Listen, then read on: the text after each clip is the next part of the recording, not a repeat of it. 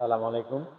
আমি মোহাম্মদ মহিউদ্দিন, নোয়াখালী জেলা রেজিস্ট্রার কার্যালয়ের একজন তল্লাশকারক তথা যাদের পুরাতন দলিলের নকলের প্রয়োজন অথবা ডিএস, সিএস, এমআরআ, পেটি জরিপ এবং ডিআরআ ও বর্তমান সনের যে পর্চাগুলো আছে তথা জোনাল জরিপের যে খতিয়ানগুলো আছে এই সমস্ত নকলের কাজগুলো করে থাকি এবং নোয়াখালী জেলা রেজিস্ট্রার কার্যালয়ের এখানে আপনার ফেনী, লেমুয়া, দাগনভূঞা, হাতিয়া, রামগতি, রায়পুর, লক্ষ্মীপুর, চন্দ্রগঞ্জ, চাটখিল, রামগঞ্জ ও সন্দ্বীপ সহ পুরাতন যে সমস্ত বৃহত্তর নোয়াখালী নকলগুলা জেলা রেজিস্ট্রার কার্যালয়ে আছে এই সমস্ত দলিলের নকলগুলো সংগ্রহ করে থাকি।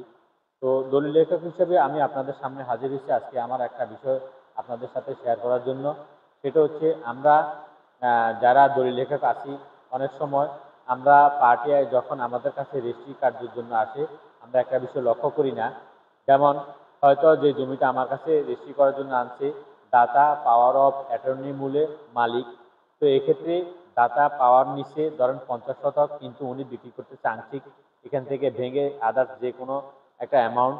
তো আপনাকে তখন লক্ষ্য করতে হবে যে যদি দাতা ব্যবসায়িক হয়ে থাকে এক্ষেত্রে আমরা ব্যবসায়িক কেমনে বুঝবো।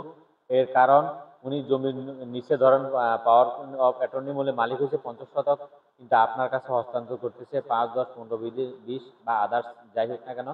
তো এই এই সময় আপনাকে একটা বিষয় জানা দরকার যে যিনি জমিটা রেজিস্ট্রি দিবে বা দাতা উনার এই মূল্যের উপর আপনার কাছে যেই যত শতক জমি হস্তান্তর করুক না কেন এখান থেকে মূল্য একটা অ্যামাউন্ট দাঁড় করানোর পরে ওই মূল্যের উপর 5% ওনাকে একটা ভ্যাট দিতে হবে।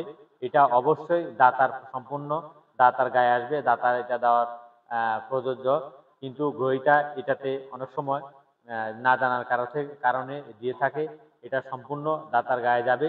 আপনারা যারা গ্রহীতা আছেন তারা এই খরচটা বহন করবেন না।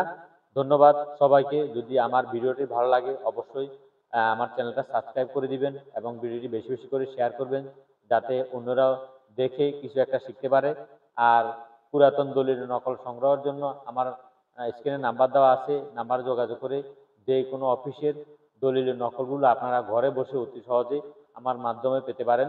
ধন্যবাদ। যাদের ভিডিওটি দরকার, ভিডিওটি যদি ভালো লাগে অবশ্যই শেয়ার করে দিবেন। আসসালামু আলাইকুম।